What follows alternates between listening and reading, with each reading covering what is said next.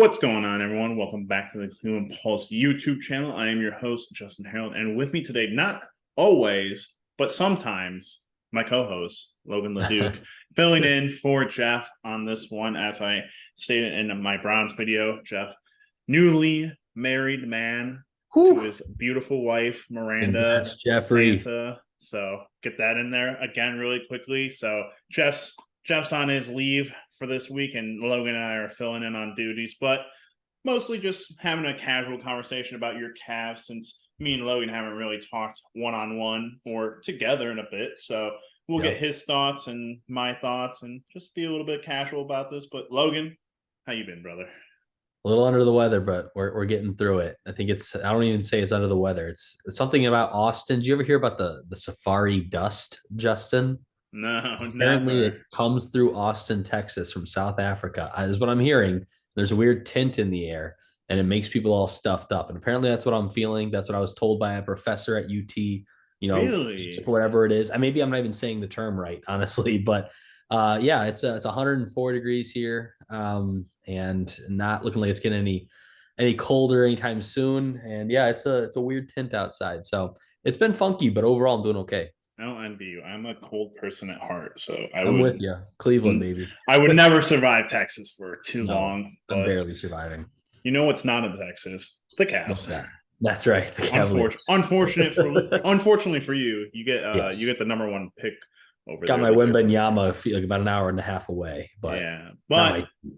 speaking of them Cavs, Logan, I don't think we've talked since Summer League, and obviously Summer League was a lot about young guys, but we've also added some older pieces through free agency, the draft, and been talking about additions and whatnot. We're pretty much done for this year, done for the offseason, except we do have one more roster spot available. And obviously, once we get done talking about that, we're going to talk a little bit about the depth and rotations. But Logan, in terms of filling that final roster spot, you think it's going to be someone of significance, someone who gets playing time, gets into the rotation, or you think it's just going to be some, guy that when injuries happen, then they get their playing time, rotational two-way contract guy? Yeah, I mean, for me, I think, for the audience that has heard us talk about this all off season, believe me, we want this off season to go faster. We're so excited for this Cavs season, but there's some things still, right? I mean, I think last time we talked, I think I gave this off season a B minus because I thought that there's still some things we had to address. And to me, what's really missing on this Cavs team is a dog, right? A guy who's just got like energy, a guy who's got an attitude, a guy who's unafraid of the moment. Not to say we didn't pick up some guys, not to say we have guys in this roster that aren't afraid of the moment, but there is certainly a glaring hole at that backup big. I don't trust Damian Jones. We'll leave that to the side for now. We'll get into the discussion as we go on later. But yeah, I think the Cavaliers are still missing that one piece. If I'm being realistic, I think Cleveland leaves it open. They want flexibility like they did last year. And I think most people will agree with that. Now you look at a guy like Christian Wood who's on the market, and I've always liked Christian Wood. I've always been a big fan of his since. I think even my buddy was saying we should get Christian Wood in the second round. I had no idea who he was, but then I found out who he was way back when. He's the kind of guy 16-8. Now, what's his market price? There's words around the league that no one wants to even pay him the minimum. There's got to be other things involved. Cavaliers have a good culture, so I'm willing to take a risk if there's something bigger than basketball that people are seeing that we don't. But at the end of the day, I think the Cavaliers, we have a solid rotation, but we don't have, again, like that finishing piece. And I'm not saying the piece that we get the rest of this offseason is going to win us a championship. Heck no. But I do believe if we're able to grab one piece, a guy like Christian Wood, at least on that caliber, would be absolutely fantastic and really fill out this roster well and allow for real balance, up and down the lineup. I kind of enjoy the idea of I Twitter or I got it. Okay. Oh boy, X. I can't. X. I did it in I think I did it in one of my takes of I did 4 takes of my bronze video for some reason, and one of them I like over exaggerated it. I was like, the X. I was like, Yes. I hate this Every so much. notification, I don't know what it is like anymore. It's the worst. It looks like Bleacher Report. I Yes, feel I was like just I'm gonna like say the same thing. I feel like I keep seeing Bleacher Report. And To be fair, it's as good as Bleacher Report because all my tweet notifications are just like sports all the time. So to be fair, it's kind of like another oh Bleacher Report. yeah, it's awful. But it's been one of those things that I'm with for me. I've seen a lot of people say, hey, one more player in the rotation, you know, if it's a level of Christian Wood, or for people like me who at the beginning of free agency, I was all for Kelly Oubre, who Yeah. still available.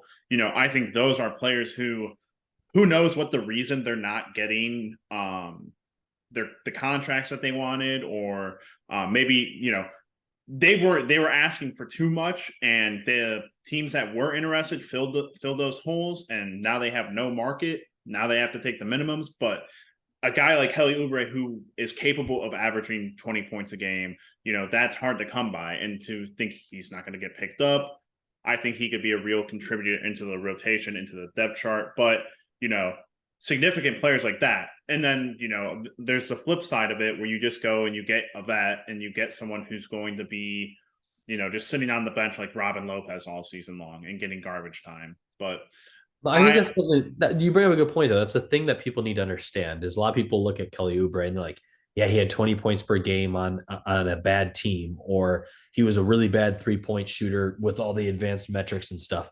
I'm not trying to grab a guy to absolutely overhaul and turn our roster around.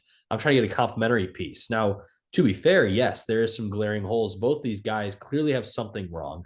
Oubre, there's a whole video on why he might be the worst player in the NBA. We heard that about Darius Garland too. So, you know, we take that for what it is. But to me, we're looking for a guy that's just going to give you a few good minutes, a few good runs when you need a little spark. This isn't a guy we're trying to absolutely, make our team to the next level. People need to understand that. When Justin says Kelly Oubre can average 20 points per game, no, he's not going to average 20 points per game on the Cleveland Cavaliers. But the guy is capable of scoring enough points to make him a valuable piece to this team.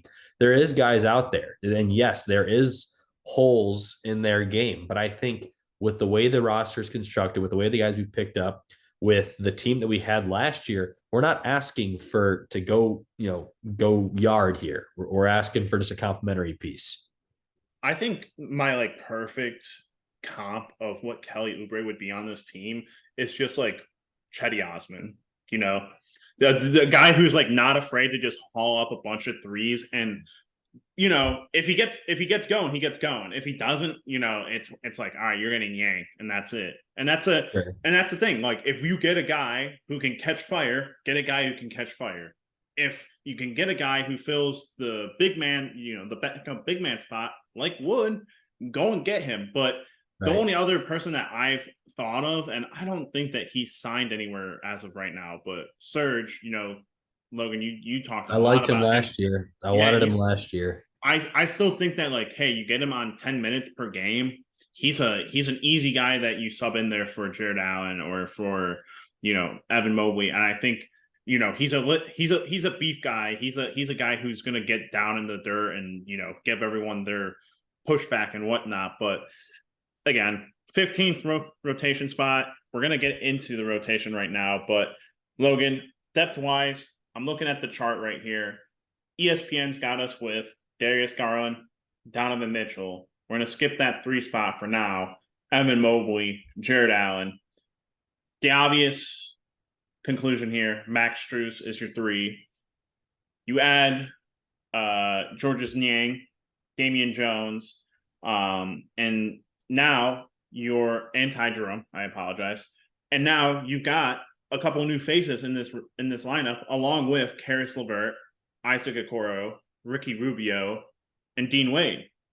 Yep. That's a whole lot of guys I just named there. A lot of With guys, not even counting Amani Bates, Craig Porter Jr., Isaiah Mobley, or two-way guys, there's a lot of mess here, and obviously, you know, 5 of those names probably don't even really get mentioned, probably don't Right. even really get talked about. But there are guys in here that, you know, got new contracts last year and are in question of, well, what are their roles going to be this year? Ricky Rubio, Dean Wade, and guys who got new contracts this year. And, you know, what are they really going to be doing? Ty Jerome, others, Damian Jones, or sorry, not Ty Jerome, Damian Jones, and yeah, Ty Jerome. I'm sorry.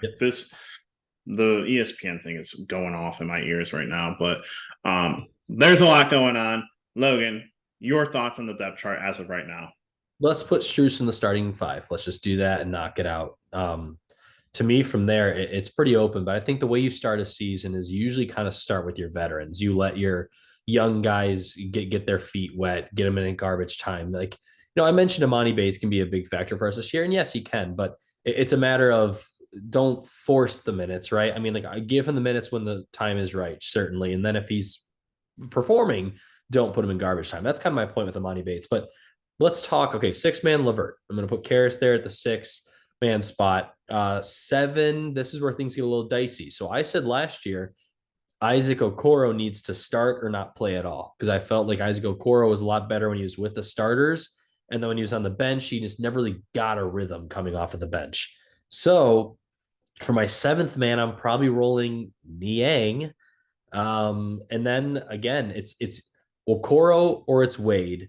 And then I'm assuming you probably have to give Rubio another shot. Was he just not healthy last year? If you're talking just 9-man rotation, which even by playoff time, it's going to be 7 or 8 players. But if you're talking 9-man, that's probably about it. And Damian Jones probably will see minutes at the beginning of the season. Hell, Robin Lopez saw minutes last year at the beginning of the season, then we never saw his face again. So to me, that's probably your first 10. It's your starting 5. You got Levert, Niang, Okoro or Wade, Rubio, Damian Jones. It's probably your 5 off the bench to start the season. Now, that being said, then you have guys like Isaiah Mobley, who might take a spot from Damian Jones. Imani Bates might overlap Okoro. Dean Wade, can he pull his head out of his ass?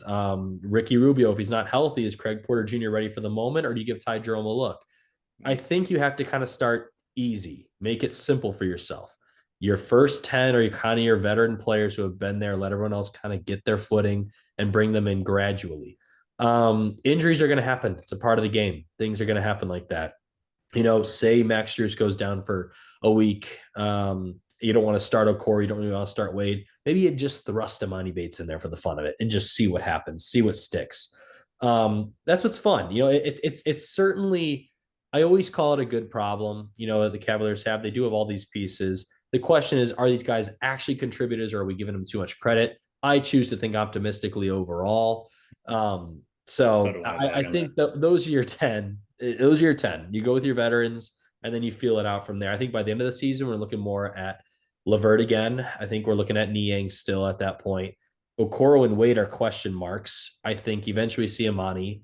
Rubio, if he's right, can stay there. If not, Craig Porter Jr. Like I said, I'm just repeating myself, but you get what I'm saying. It's got to be kind of a slow change as you go through the season. I agree. My difference for you is that I have a little bit more, and I can't believe it. I started off as one of the bigger Okoro negative people, but my thing is, I think your 1 through 8 is solidified, and it's Karras LeVert, Okoro, and Niang coming off the bench. And the thing I like about that being your 8 is that you have coverage 1 through legitimate good coverage 1 through 4. Now the thing is 5, obviously you don't have coverage for as of right now, but you bump Evan down and give Jared Allen a breather. Then you bring Jared Allen in and you put him back in, and that 3-man rotation will go fine. The big thing is always with the guards and your wings, they're always the ones running the most. But that being said, during the regular season, I'm always screaming to the heavens about you got to have at least 10 guys play 10 plus minutes. Agreed. And so, those 8 guys secured. Now, like you said, where are we giving minutes out to? Ricky Rubio, does he need minutes? He probably needs to have regular minutes to have like a shot at being in the playoffs for me, because I just can't trust. I can't trust this idea of throwing in veteran guys. Like Danny Green had one good game last, in the Knicks series, and then it was like everything else just fell apart. Ricky, I love the guy. I thought that last year, before his injury, he played phenomenal. Boom, gets injured. Everything falls apart. This season, I guess he just came back 2 seasons. Everyone's saying his body fell out on him. Who knows? he's got that contract though that I'm like, you got to give him minutes because of it. And Right. Jeff will, let me hear it if I don't talk about the contracts with these guys, especially with Yeah. another one like Dean Wade, who, you know, he falls into that Lamar Stevens category of like, you want to give him a chance and you want to say, like, hey, he's done these things in the past, but, it's consistency basis. And when you're not getting more than 10 plus minutes, it's hard to build that. And for Dean Wade, his bread and butter is that he's the only stretch four guy that we have, stretch 4 or 5 guy that we have. He's Kind of the a small only, forward, to be honest. yeah, he's a small forward, power forward, and they like to try to play the small ball with him, but end of the day, that's his go-to thing. And now there's my argument of why give Dean Wade minutes when he's already been injured, he's already gotten these we already know he's kind of inconsistent, doesn't show up too much. Why not give Amani Bates the development minutes? 6'10", guy can come in and yes. Is he going to defensively not be as good as Dean Wade? Yes, 100%. I can give you that. But again, why wouldn't you want to try to give this guy competition minutes and development minutes while Evan Mobley is his 5 as his backup, or Jared Allen is his 5 as his backup? I mean, that's just me. But again, talking about guys who got contracts last year and are in questionable positions to get replaced by younger people. Yep. It's I mean, it's it's interesting. good to have that though, right? I mean, at least knowing we have some young guys in the tank, whether they're going to be all stars or not, I think they're guys that can certainly help this team come later in the season. We need some fresh young legs down there, out on the court. We're a younger team. Like, don't get me wrong. Obviously, also losing Kevin Love, I think we became far younger. But I do think that we did the right thing this year. When you start becoming a better basketball team, a team that's more serious in your conference, you grab veterans. Struess, he's already pretty old. He's older for the name that you He know. was Like, an older rookie, I think yeah, he's an is older what it rookie. was. One and two, people didn't really know his name till recently, so they're probably thinking, oh, he's young. No, he's like mid 20s, right? Um, but we grabbed Niang. He's a perfect veteran. This is a guy I wanted so bad. Damian Jones, still He young, but feels like Kevin Love. yeah. Damian Jones has been on, championship teams like the Warriors. Like, he's learned, he's been there. At the very least, I need like that kind of, you know, what's the word? That DNA on the team. And I think it Culture. doesn't hurt to let the grown men play, but have an understanding that you have these guys in the reserve tank, and if you don't want to waste them, especially if you think that they can help your team. So, time will only tell on that. I really wish Jeff was here just to like make this comparison, but there was a game back when we were freshmen in high school where Oh, as basketball players, and it's nothing, but like we were freshmen and we were at an away game or something, and the team played before us, the gold team or whatever played before us, and they lost, and then we played and we were getting our asses handed to us. The Coach Bowl did starters, not the like that. starters stink, and Bodle did a full like whole unit substitution of Oh my me, God. Jeff Santa, Ricky Gilmore, Bennett Sullen, and Paulo Diamantis, and Oh my God. we brought the game all the way back, but we You need those moments though. That's exactly right. and You need those moments. that's what I was going to transition to. I like the idea of having veteran guys who, if the team is for whatever reason playing like Dookie and they just look so unmotivated, and this is where I have to question if JB would even have the balls to do something like this. Right. Sub in the veterans and the young guys, do a full unit rotation and get the starters out and sit them down and be like, yo, you guys need to take a fucking minute and readjust here and watch these guys. And hopefully guys show out. Hopefully guys like Amani Bates are like, all right, this is my time to shine, going in there balls off. Or guys like Damian Jones who are like, oh, I'm a veteran, I'm gonna go out there and fucking just have fun with it. And they, you get guys like Robin You need the Lopez who shorter just put up leash. the hook every time they get the ball, and it's like, yeah, that's sick. Those guys are having fun with it. Yeah, JB needs to have a shorter leash with a lot of players. Many a times we would be texting on our group chat and say, Yeah. get Jetty out of the game. Come back from commercial break. Why is Jetty still out there? We did that to Kevin Love too before we ran him out of Yeah. town. It's he needs to understand the moment and the trend of a basketball game. It's not going to matter who we get for our 15th guy, who our rotation is. It's going to matter down to coaching at the end of the day, knowing the trend of a game, who needs to play, who needs to sit. And that is something that I still haven't seen from JB. What, year 4 now with him? 3.5? What is the year we're in with him? I think it's That's the technically big test year this 4. year. Here's your pieces, JB. Four We and a got you half. some help. We fixed some problems. Now you make it work. It's on JB now. And we can sit here and talk and It debate really is on JB. and till the end of time. But at the end of the day, JB is the one that's making these decisions. And we just got to hope that, he has a clearer mind this year. Here's the thing. You hit the nail on the head. I think Kobe did everything humanly possible to make the rotation thing non-existent, because for the past 2 years now, we were going back and forth. Coro, is he a starter or is he a bench player? Right. Who knew? Now he's bench player. Karis LeVert went back and forth. Is he a starter? Is he the killer unit guy? Is he a bench player? He's a bench player now. Strus is your starter. And guess what? Even if Strus comes in and he shits the bed, which is highly possible, I'm not saying it's going to happen. It's possible. Yeah, and I've the takes about Miami Heat players, blowing up in Miami and then going somewhere and then being asked, that's totally possible. Right. But I'm still not starting Okoro or LeVert at that point. I'm putting Yang in there.